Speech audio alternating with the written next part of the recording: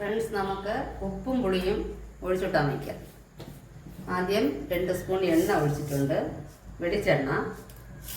എണ്ണ ചൂടാകുമ്പോൾ കുറച്ച് കടുക് ഇടുക.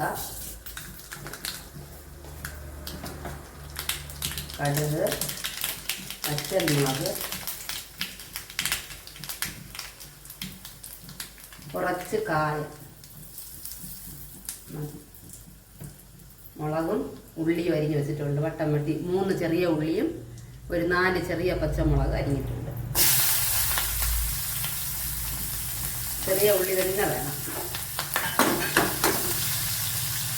ഇത് ലൈറ്റായിട്ടൊന്ന് വഴട്ടാം. 2 മിനിറ്റ് വഴട്ടുമ്പോൾ ലൈറ്റായിട്ട് തന്ന് വഴണ്ട് വന്നിട്ടുണ്ട്. ഇനി നമുക്ക് ഒരു ചെറിയ നെല്ലിക്കയോളം പുളി ഇങ്ങനെ 1 കപ്പ് വെള്ളത്തിൽ ഞാനിത് പിഴിഞ്ഞരിച്ച് വെച്ചിട്ടുണ്ട്, അതൊഴിക്കാം.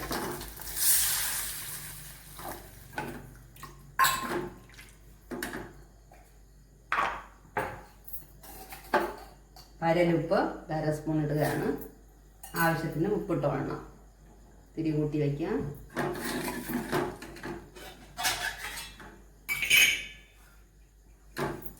വെള്ളം ഒഴിക്കാം. 2-3 കപ്പ് വെള്ളം ഇതിൽ ചേർക്കാം പുളിയുടെ കൂടെ.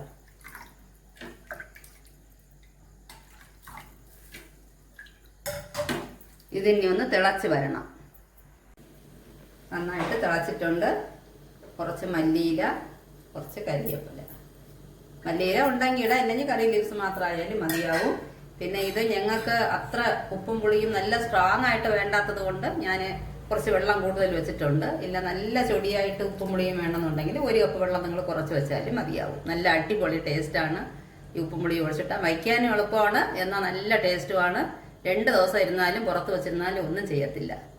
ഓക്കെ ഫ്രണ്ട്സ്, ഇനിയും ഇതുപോലെ കാണാം.